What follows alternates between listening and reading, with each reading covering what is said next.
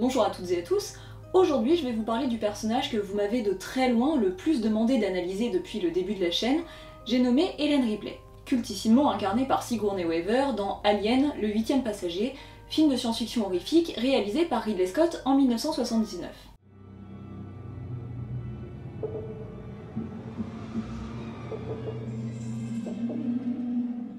Et je ne me pencherai que sur le premier film de la saga, car comme à mon habitude, je vais me concentrer sur l'œuvre originale en faisant totalement fi des suites dont on n'avait pas toujours besoin mais qu'on a eu quand même. Petit aparté avant d'aller plus loin, parce que j'ai la chance que Shadows sponsorise cette vidéo. Vous savez, Shadows, la plateforme de streaming 100% film de genre dont j'aime à vous parler régulièrement. Je vous présenterai leurs deux exclusivités du mois de mars en fin de vidéo. De retour à Ripley, on va pas se mentir, Alien est tellement culte et depuis tellement d'années que énormément de choses ont déjà été dites dessus. Et malgré mes recherches, il se peut très bien que ce que je vais aborder l'ait déjà été par d'autres personnes sans que je le sache. Et d'ailleurs, si vous avez de chouettes références à nous partager dans les commentaires, n'hésitez pas. En tout cas, je sais que je ne vais pas répéter ce que Guillaume Cassard a lui-même très bien expliqué dans sa vidéo sur le film, notamment en ce qui concerne la thématique des violences sexuelles. Parce que oui, c'est une thématique fondamentale dans le film, et qui est pertinente en ce qui concerne les personnages féminins, mais comme Guillaume a déjà très bien fait le boulot lui-même, et ben je vous encourage tout simplement à aller voir sa vidéo. L'axe que je vais aborder, moi, est en lien avec la mythologie grecque.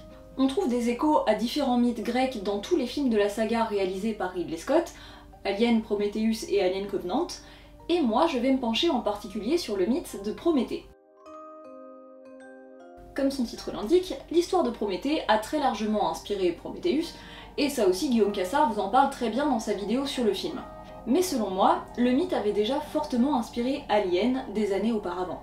Vous avez peut-être déjà lu ou entendu l'expression Prométhée moderne, puisqu'il s'agit du sous-titre de Frankenstein, le roman de Mary Shelley, qui s'appelle en fait Frankenstein ou le Prométhée moderne. Dans la mythologie grecque, Prométhée est le titan qui crée les humains avec de la glaise et qui leur fait le don du feu qu'il a volé aux dieux. Pour avoir offert cet attribut divin à sa création, il sera puni par Zeus. Mary Shelley s'est inspirée de ce mythe pour imaginer son docteur Frankenstein qui joue à Dieu en fabriquant un homme à partir de morceaux de cadavres, ambition scientifique démesurée, bafouant le sens moral et qui lui vaudra un sacré retour de bâton. Bref, du coup, loin de moi l'idée de marcher sur les plates-bandes de Mary Shelley, mais mon but dans cette vidéo, ça va être de vous montrer en quoi Ripley, elle aussi, est une Prométhée moderne. Même si les thématiques qu'elle emprunte au mythe ne sont pas forcément les mêmes que dans Frankenstein ou Prometheus. Pour développer ça, je vais commencer par évoquer les relations de Ripley avec les autres personnages. Ensuite, je parlerai du symbole du feu, et pour finir, je montrerai en quoi Ripley incarne le symbole de la révolte des hommes contre les dieux.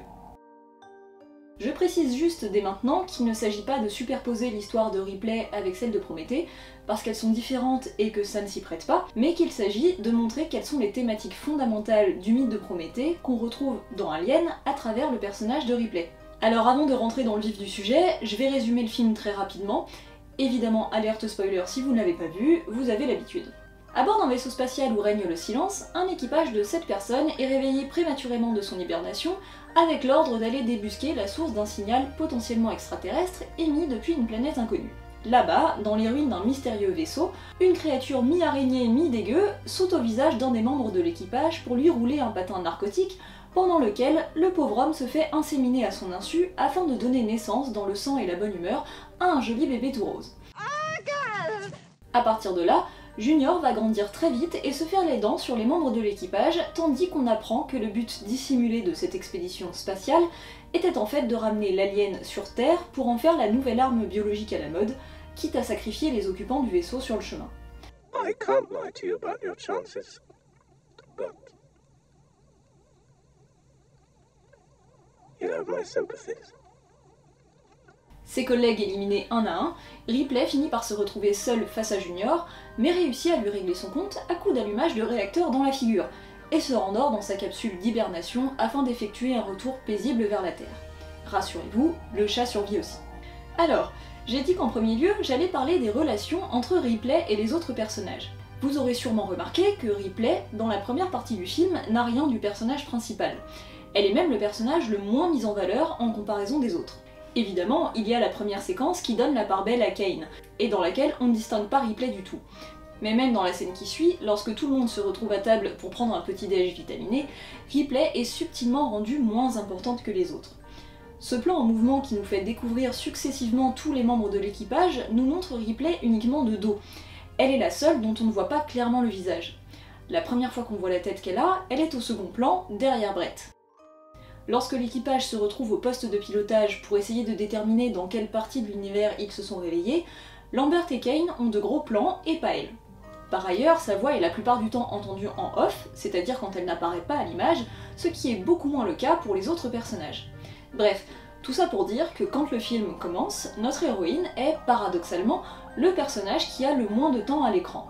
En plus de la reléguer au second plan, l'impression que ça donne, c'est qu'elle n'est pas tout à fait intégrée au groupe, ou tout du moins qu'elle n'a pas des rapports très fluides avec les autres membres de l'équipage. C'est particulièrement parlant dans la scène où Ripley vient parler avec Parker et Brett, et que sa voix est couverte par le bruit du tuyau qu'ouvre Parker.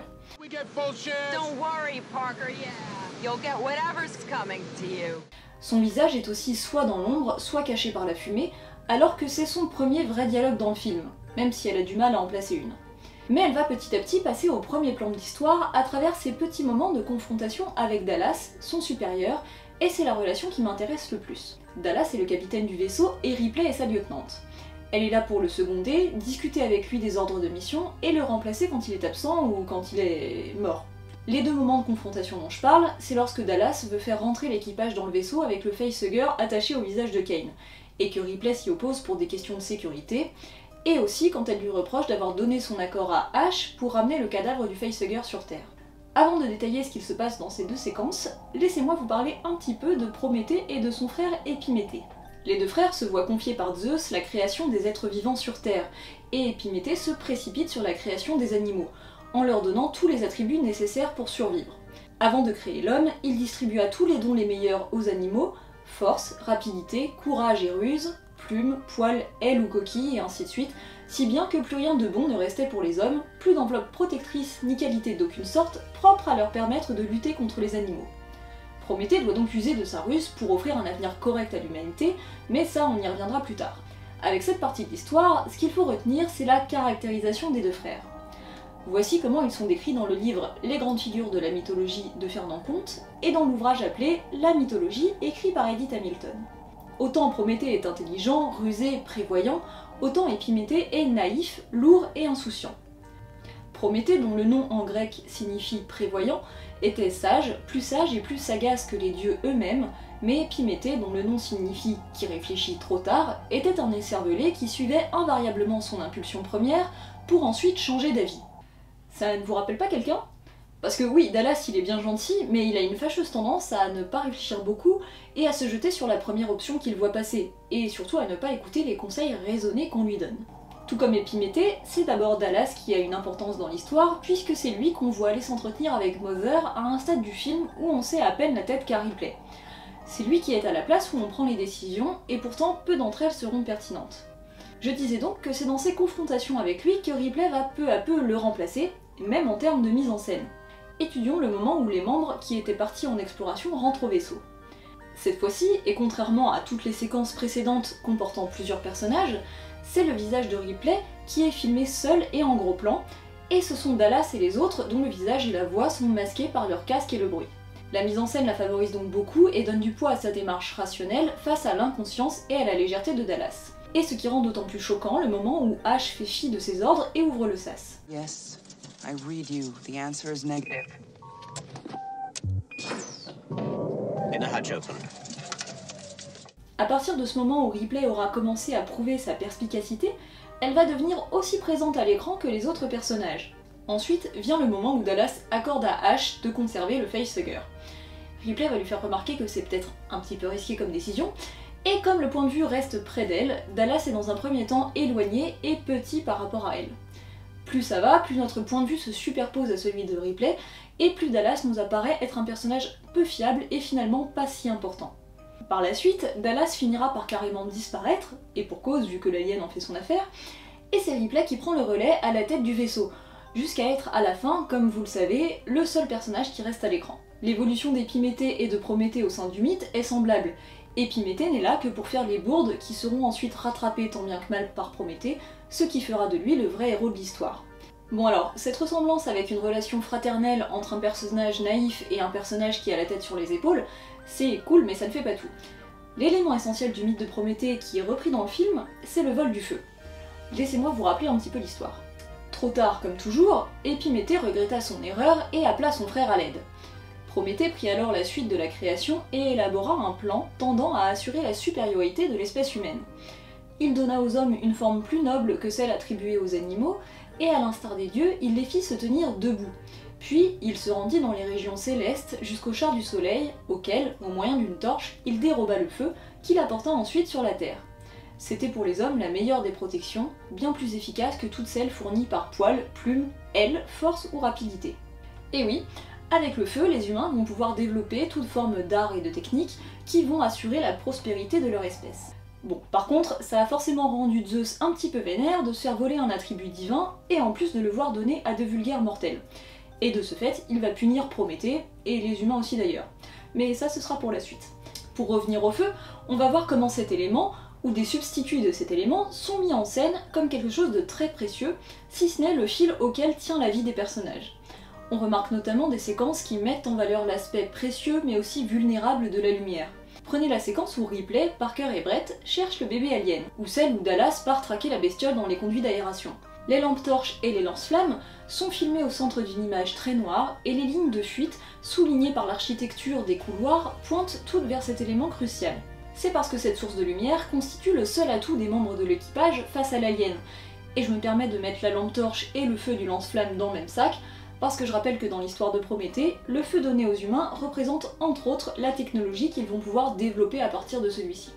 Évidemment, ces séquences préparent le terrain pour la dernière partie du film où Ripley se retrouve face à l'alien. Encore une fois, le feu va être constamment placé au centre du cadre avec les éléments du décor qui convergent vers lui.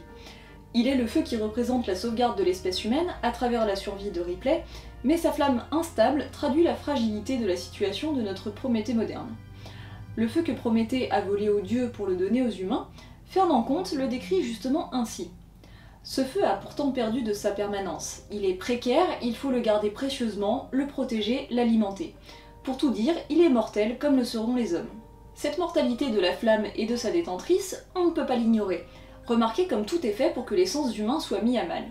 La lumière stroboscopique qui gêne la vue et nous empêche de clairement visualiser l'espace, et qui donnerait presque du mouvement au design organique du vaisseau, l'alarme qui nous tape sur le système et nous empêche de nous repérer grâce au son,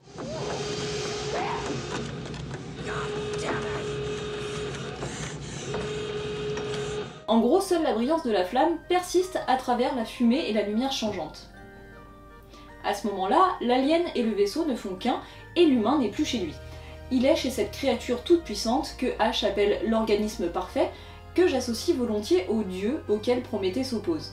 Comme je vous le disais, il ne s'agit pas de superposer l'histoire du vol du feu telle qu'elle est racontée dans la mythologie grecque au scénario d'Alien. Et dans les faits, évidemment que Ripley ne vole pas son lance-flamme à personne et surtout pas aux xénomorphes. Mais ce qui est intéressant, c'est de voir l'enjeu de l'avenir de l'humanité suspendu à cette flamme, seul obstacle entre la fureur divine et la compassion humaine, entre la férocité extraterrestre et le désir de vivre de Ripley. Oui, Prométhée se caractérise par sa sympathie pour les mortels et son sens du sacrifice, trait de caractère important chez Ripley qui est cristallisé tout au long du film en la féline personne de Jonesy. La première fois qu'on voit Ripley, elle est en train de le caresser, et au fil du film, elle sera souvent proche de lui, davantage que les autres personnages. Et bien sûr, elle se met en danger à la fin pour le sauver.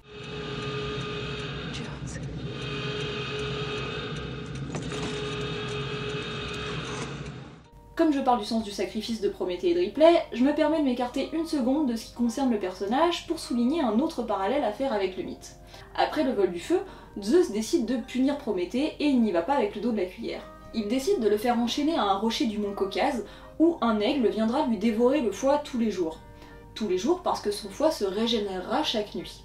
Je ne peux pas m'empêcher de voir une parenté avec la naissance des bébés aliens dans cette thématique de la déchirure du ventre qui survient comme une peine inéluctable infligée par un être tout-puissant. Je ferme la parenthèse sur les parois ventrales ouvertes et j'en reviens à ce que je disais sur la compassion de Prométhée envers les humains et celle de Ripley envers Jonesy. Je vous disais dans la première partie que Ripley ne se caractérise pas vraiment par son rapport assez ténu avec les autres humains, et pourtant elle est radicalement opposée à la nature de l'alien. On va donc se pencher sur son statut assez particulier d'intermédiaire entre l'espèce humaine et l'espèce alien. Alors pour vous expliquer ça, je vais me pencher sur la séquence dont je n'ai pas encore du tout parlé pour le moment, et qui est pourtant la plus importante du film à mes yeux, à savoir le dernier acte, lorsque Ripley pense s'être échappée avec succès à bord de la navette qui la ramène vers la Terre, mais qu'elle va avoir affaire une dernière fois à l'alien. Commençons déjà par noter que lorsque le xénomorphe révèle sa présence, c'est le retour de la lumière stroboscopique. L'environnement de Ripley est de nouveau menacé, et à travers lui, l'avenir de l'espèce humaine, puisque la navette est censée retourner sur Terre. Pour accentuer cette précarité, le montage va alterner des gros plans sur le visage de Ripley et sur les plans du xénomorphe, qui insiste sur son aspect monstrueux. Rappelez-vous quand je disais que lorsqu'Épiméthée donne aux animaux tous les attributs nécessaires à la survie, il ne reste d'abord plus rien pour les humains. Ici, c'est ce qu'on voit. Ripley et sa légendaire mini-culotte, puis le resserrement sur son visage, c'est le dénuement et la vulnérabilité de l'humain face à la menace d'un corps exceptionnellement bien conçu pour dominer. Ça, c'est jusqu'à ce que Ripley ait l'idée d'enfiler une combinaison de cosmonaute pendue à côté d'elle dans le placard où elle se planque.